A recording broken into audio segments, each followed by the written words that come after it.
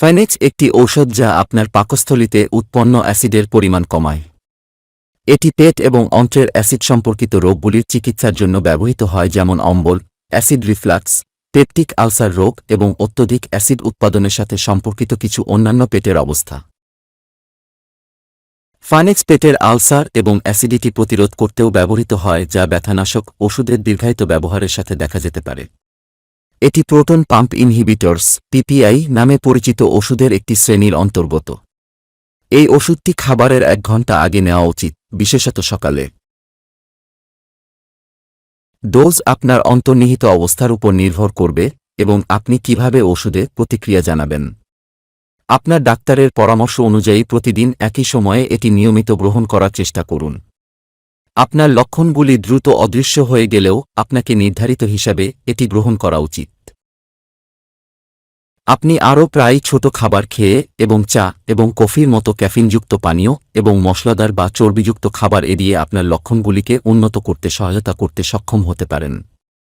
এই ওষুধের সাথে সবচেয়ে সাধারণ যে পার্শ্ব প্রতিক্রিয়া দেখা যেতে পারে তার মধ্যে রয়েছে বমি বমি ভাব, বমি, মাথা ব্যথা, মাথা ঘোরা, পেট ফাঁপা, ডায়রিয়া এবং পেট ব্যথা।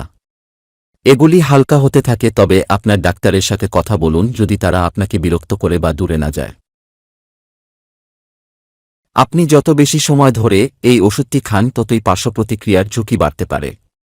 দীর্ঘমেয়াদী ব্যবহার 1 বছরের বেশি আপনার হাড় ভাঙার ঝুঁকি বাড়াতে পারে, বিশেষ করে উচ্চ মাত্রায়। হাড়ের ক্ষয়, অস্টিওপোরোসিস প্রতিরোধ করার উপায় সম্পর্কে আপনার ডাক্তারের সাথে কথা বলুন, যেমন ক্যালসিয়াম এবং ভিটামিন ডি সম্পূরক গ্রহণ করা। নিম্ন রক্তে ম্যাগনেসিয়ামের মাত্রা, হাইপোম্যাগনেসেমিয়া দেখা গেছে কিছু লোকের মধ্যে এই ওষুধটি 3 মাস বা তার বেশি সময় ধরে সেবন করছে। এর ফলে ক্লান্তি, বিভ্রান্তি, মাথা ঘোরা, পেশির ঝাঁকুনি এবং অনিয়মিত হৃদস্পন্দন হতে পারে। এটি প্রতিরোধ করতে আপনার ডাক্তার আপনার ম্যাগনেসিয়ামের মাত্রা নিরীক্ষণ করতে পারে। ফিনিক্স 2.0 কিছু লোকের জন্য উপযুক্ত নয়। এই ওষুধটি খাওয়ার আগে আপনাকে আপনার ডাক্তারকে বলতে হবে যদি আপনার লিভারের গুরুতর সমস্যা থাকে, এইচআইভি এর জন্য ওষুধ খাচ্ছেন, অতীতে একই ধরনের ওষুধের প্রতি অ্যালার্জির প্রতিক্রিয়া হয়েছে বা হাড়ের ক্ষয়, অস্টিওপোরোসিস হয়েছে। গর্ভবতী বা বুকের দুধ খাওয়ানো মহিলাদেরও এটি নেওয়ার আগে তাদের ডাক্তারের সাথে পরামর্শ করা উচিত। অ্যালকোহল পান করা এড়িয়ে চলুন, কারণ এটি আপনার পাকস্থলীকে অতিরিক্ত অ্যাসিড তৈরি করে এবং আপনার লক্ষণগুলিকে আরও খারাপ করতে পারে।